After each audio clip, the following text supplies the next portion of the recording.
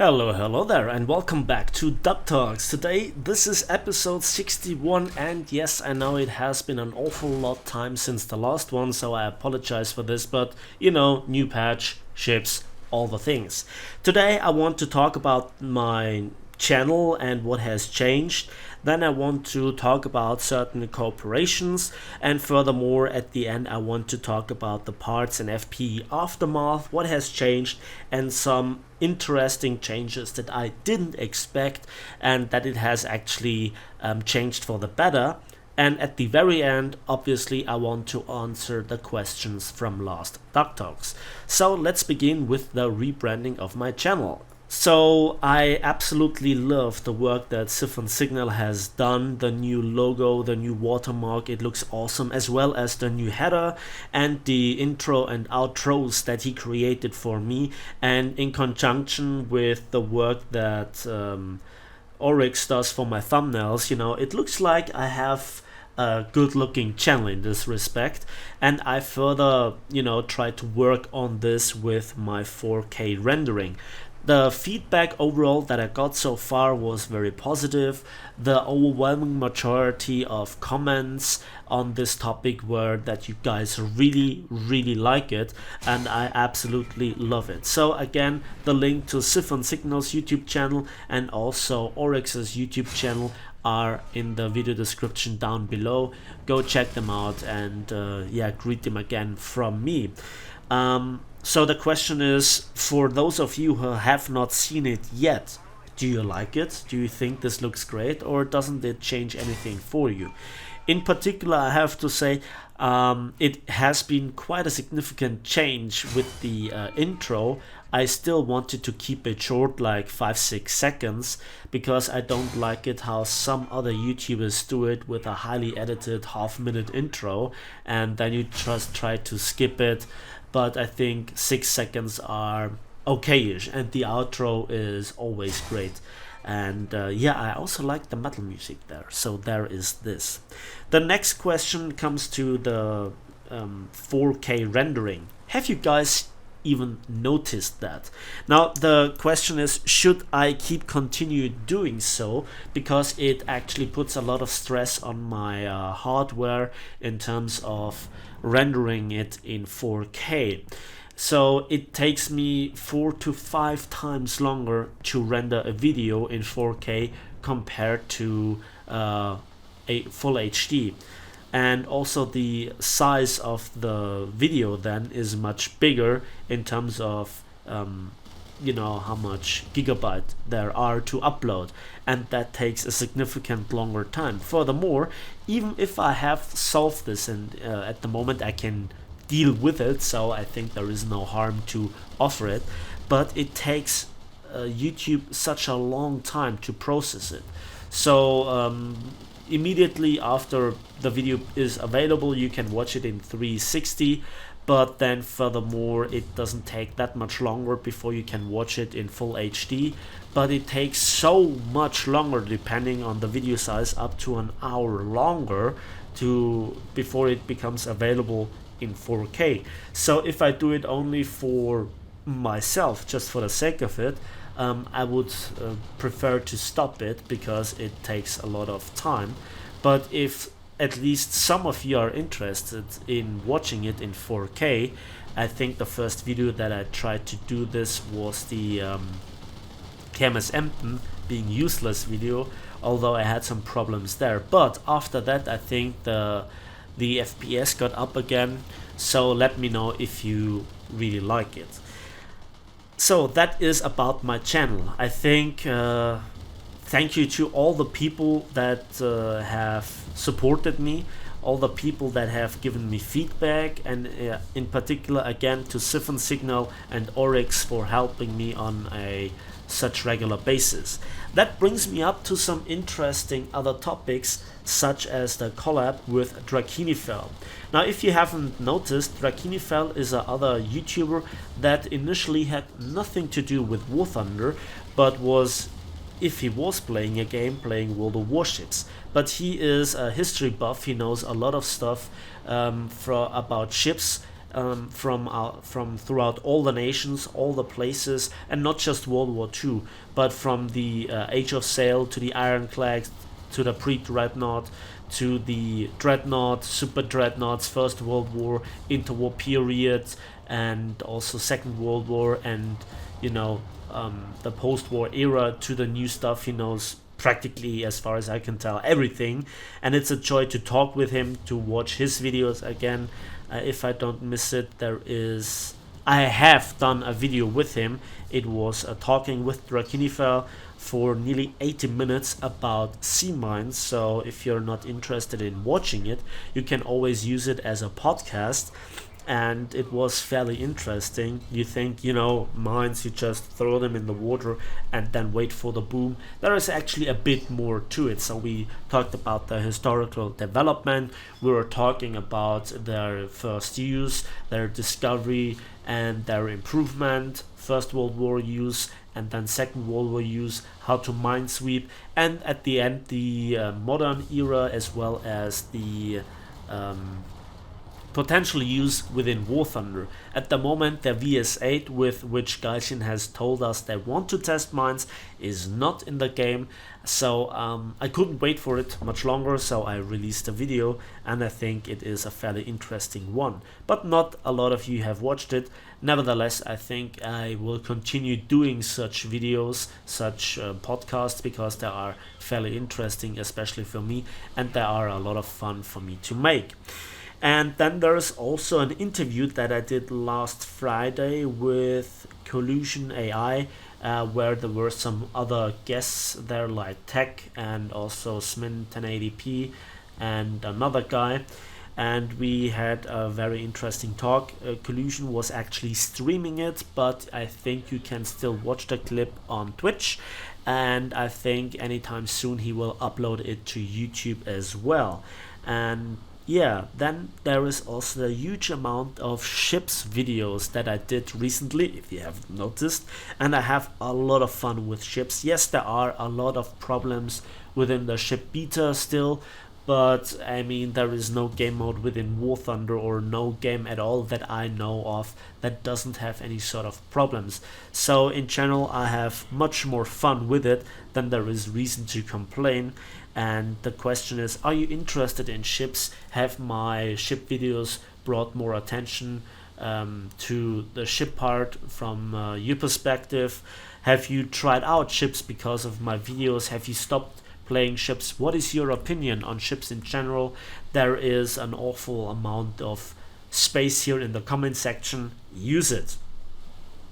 So there is that. Now let's go on to the big topic. And that is the aftermath of the parts in FPE discussion. And just a few days ago, something happened that I didn't expect. So, yeah, what is the parts in FPE discussion if you're living under a rock? Well, in the past, Gaijin, in particular for me, it began with the T64A and the KPZ-70 or MBT-70 for the Russians, the Germans, and the Americans respectively.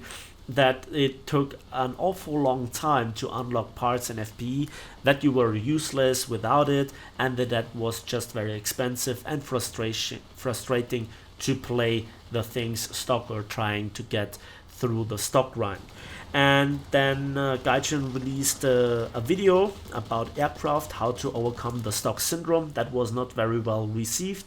And then the final spark to make the discussion go boom was with a Twitch clip, and that is roughly 7 weeks ago, when I actually made my video on the last Duck Talks that was about it. And yeah, then the uproar within the community was big, but some YouTubers tried to channel the frustration into a kind of discussion, serious discussion, and not just letting insults fly around, which would help nobody. And so at the end, Gaijin changed a lot of the things for the massively better. Why we didn't receive parts in FPE for free, which would have been nice. The changes that I'm talking about did mostly not only go to tanks, but also ships, which I heavily appreciate. So there are now more in-game opportunities to deal with it, to help other people repair, and this is a great thing, and I appreciate it. But it's not perfect. Nevertheless, there are more opportunities. But the most influential things are that Gaijin has reduced the required amount of modules to be researched, to start with the fire prevention equipment for tanks to 1. So basically it means after you research parts, you immediately can research with FPE, and that by itself already reduces the required amount of RP to make the tank then go into a functional thing on the battlefield to actually deal with incoming damage, and to also repair the more annoying damage but not the critical, which ultimately would lead you to die because you try to crawl into a cap and repair there, to a more user-friendly status. So also this change was immense, and I already thought, okay, that is great, but now I think that's it. But on the 5th of November 2018, there was another news blog from Gaijin, and they basically said things like this: the RP cost reduction at rank 5 by 35% and 70% for rank 6 parts and FPE will be there until the 1st of March 2019. So that is a massive change. So if your tank is rank 5, the required RP to research parts and FPE for rank 5 tanks have been reduced by 35%, and if your tank is a rank 6 tanks, the reduction for parts and FPE is 70%, and up until further notice, this change will apply to the 1st of March 2019. So I think now is the time to play your high tier tanks and try to go over the stock grind, especially parts and FPE. And this is just unbelievable. I mean, this is a massive reduction in terms of required RP, and now the use of boosters, and to be able to do this within a few games instead of multiple dozens of games before you unlock one thing of the required modules. I think the overall synergy is there, and that just reduces the frustration and the bad feelings towards the stock grind immensely. And yeah, I'm speechless. I absolutely approve this change. I love it. One more thing, I think, or two more things. First of all, I would love to see the parts and FPE changes, also to see them on ships. Now, it also has been reduced to only require one tier 1 module before you can research tier 2 modules, so this change was overtaken. But currently with ships you cannot actually repair within a capture zone, and also the reduction for parts and the parts in FPE, or the equivalent for ships, has not been reduced. So I would love to see this, especially for the beta. That would be highly appreciated, Gaijin. Also, for the upcoming tanks, so if you have done all your stock grind with blood and tears sweating by now, in the new patches there have been some leaks. New tanks, new top tier tanks will come into the game. I think those changes apply to those as well, and the overall response from the community was massively positive. So this is a way to go, Gaijin. Thank you very much. And the overall way that Gaijin responded, by not throwing more fuel into the fire, and actually the response video from the head developer was really good, professional, and I like it. So that's my final verdict on this topic. Overall, a big thumbs up. This is, I guess, 9 out of 10, which is really a great verdict for Gaijin from myself. So now I think it's time for the questions. First one from student Jehodak. Question: do you plan to reveal your face? Not at the moment, maybe in the future. I actually want to begin to stream, but my internet can't handle it, and I want to do this then on a regular basis with good quality, and maybe then a face cam might be an option if you pay me enough money. And yeah, so not at the moment, sadly. Then David Hansen, Napalmratte, do you have any news on Naval? It has been quite on the news front for a while. Yes, you have seen it with the recent video output of mine that I absolutely love ships, and yeah, the changes are all there talked about in the videos. So then Melmont asks, is this you in the thumbnail? No, that is actually Sean, and he's talking about the thumbnail from the last Duck Talks, number 60. That was actually Sean, and I think that was a pretty nice picture and a hell of an editing skill by Oryx. So then check Devene. Weird question, I know, but can you say the word squirrel? No, I can't. I hope that answers your question. Then Nicktoon1219 asks, why don't you have a Discord channel?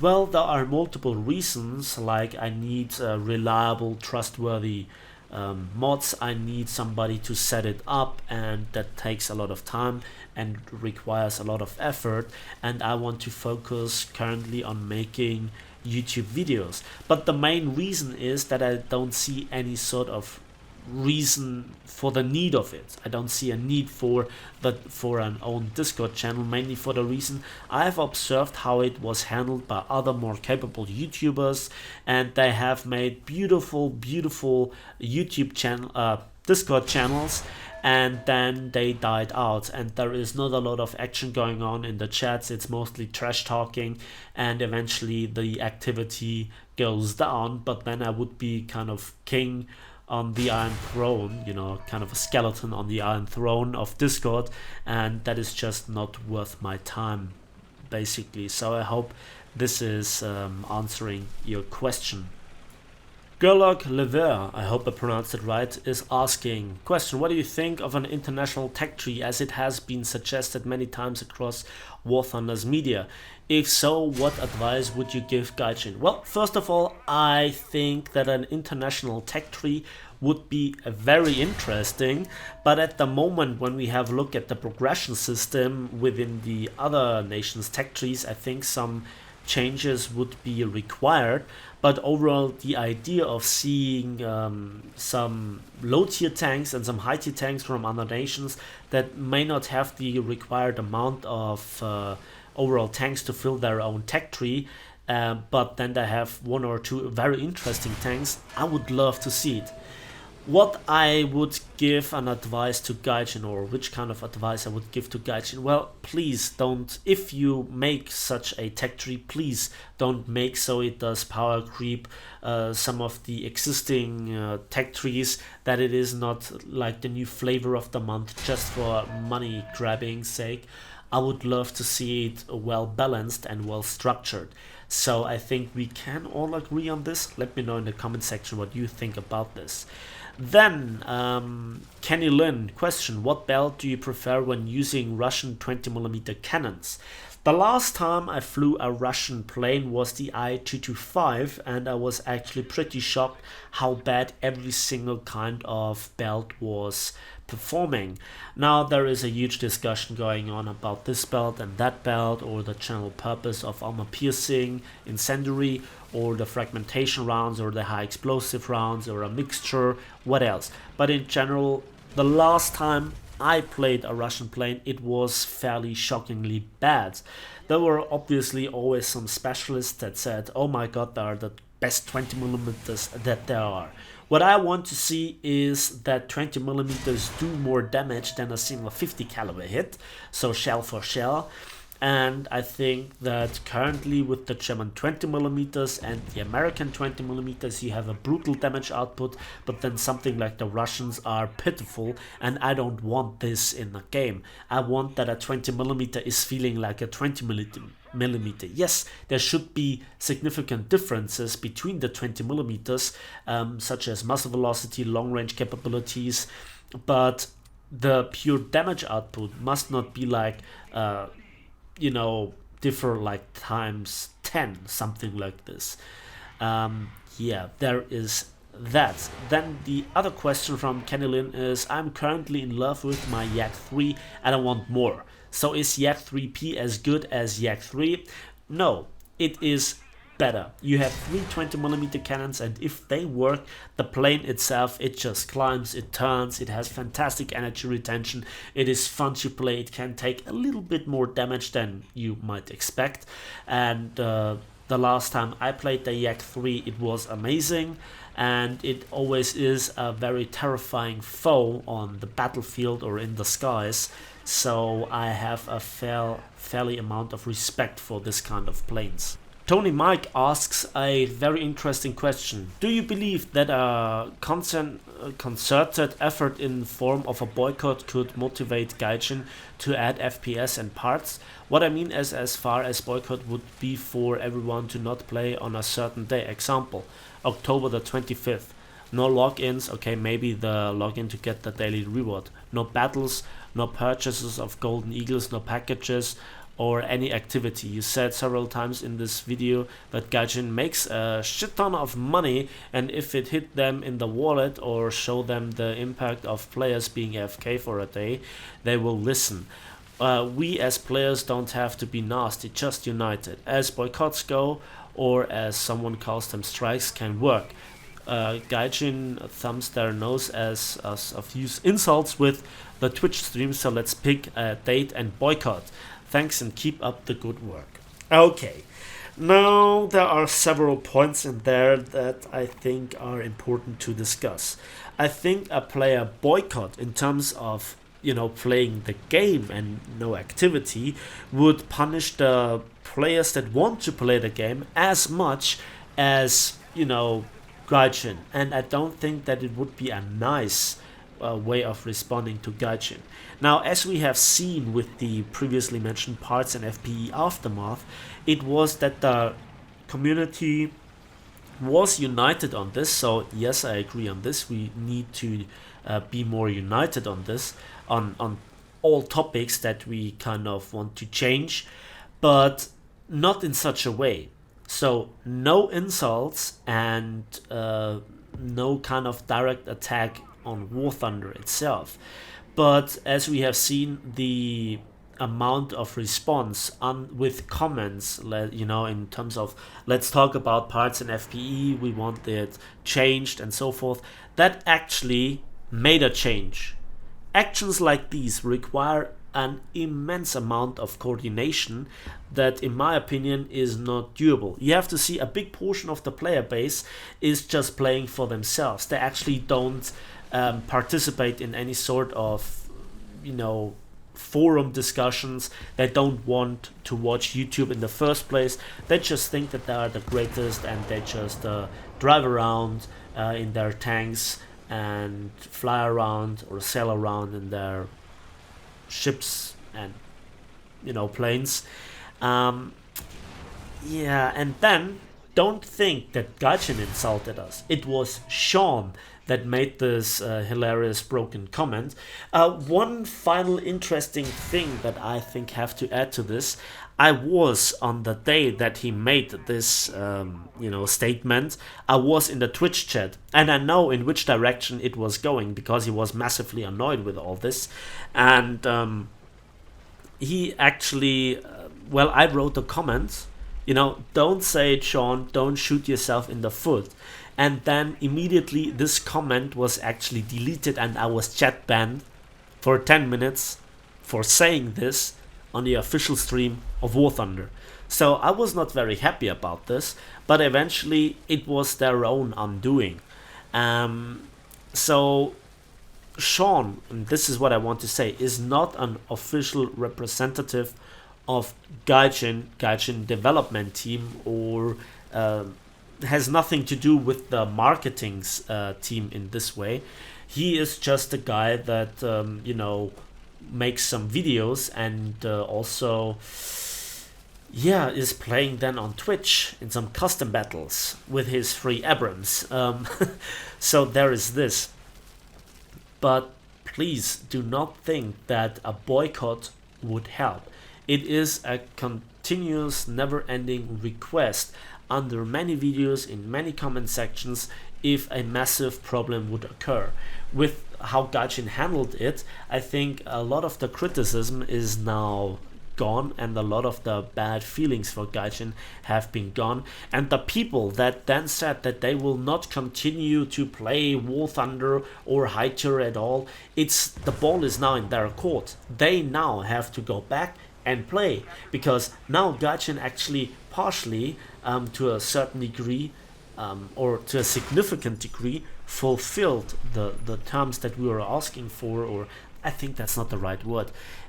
They made now a better gameplay experience for everybody, and they made the stock grind doable. I mean, a reduction by 70%, that's a lot.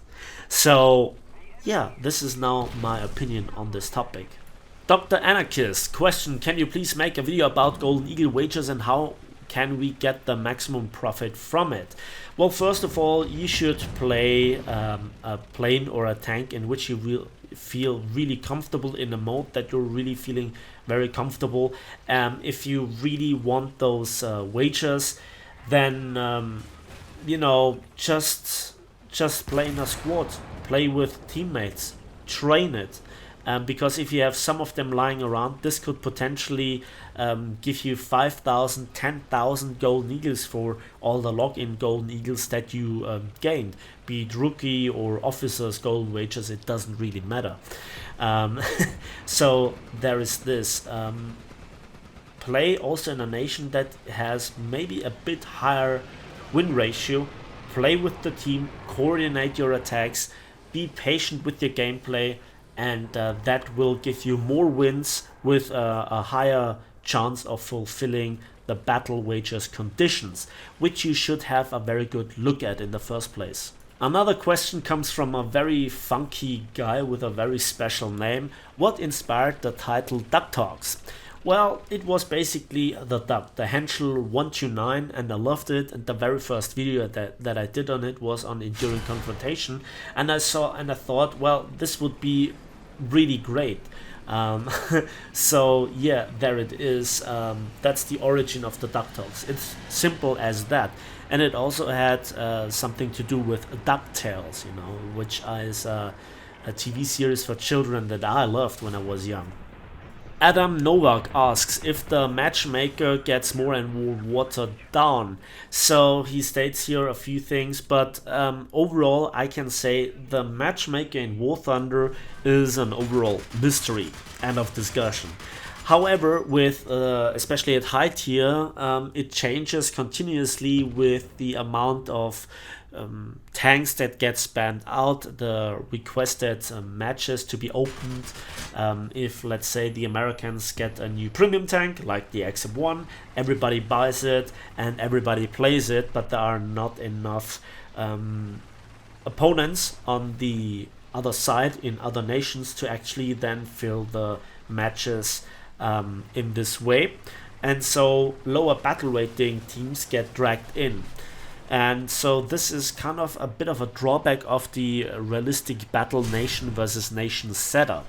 And we have seen those so-called black holes throughout many patches. At one point you were always top tier with 7.7, then it was 8.3, something like this. So it changes, and you just have to play numerous battles in numerous battle ratings throughout numerous nations to actually get a feel for how the matchmaker works in this particular time. And one final sentence, have a good look at your own lineups, because the matchmaker works in this way: plus and -1 battle rating to your highest battle rating tank in tank RP. That includes also planes. So if you have a tier 1 British tank and the Hawker Hunter next to it, and you play tank RP, then yeah, you always face top tier tanks. Just saying, because sometimes people forget this. So OJ asks, question, do you think there is a possibility in the future, if Gaijin fixes all the game problems and doesn't kill the game with their nonsense, that they will add infantry and trucks and other vehicles with no armor in the game, at least AI controlled? Well, first of all, that is already in the game. But you also have to see, not very likely in tank RP. It is there in air RP, in some of the campaigns there are such things, and we also saw it in the tank closed beta, partially with some of the artillery positions and so forth. The problem is with the age that you can play War Thunder being 12. I think there is Gaijin has some problems if they want to make infantry being there in tank RB, and that would add actually a lot of more problems that it would give to the gameplay, in my opinion. Kipper asks what I actually think about the current map rotation, and I think he's talking about tank RB. Well, the map rotation in tank RB should change a bit for the better, but it has been worse in the past. Do you remember where you always got like only abandoned factory 5-6 times in a row, and then with top tier tanks Karelia? Yeah, there must be some adjustments, and we want, or at least I want, some maps back in RRB. Where the hell is the Ruhr map for, you know, high tier props? One of the best maps that there has ever been. So yeah, map rotation should change, but it has been worse in the past. So we are already above 30 minutes of the Duck Talks. That is enough, I guess. So much for a short Duck Talks. I hope I answered your questions. Those were all the questions that I could find. If you have questions, please ask them in the comment section down below, and please begin with question double point so I can easier find them when I do the next Duck Talk. That's it for me today. Thanks for watching, thanks for listening. I hope you enjoyed this video. Please give it a like, give it a subscribe if you want to see more, and we'll see each other on the battlefields, in the skies, and on the waves of War Thunder.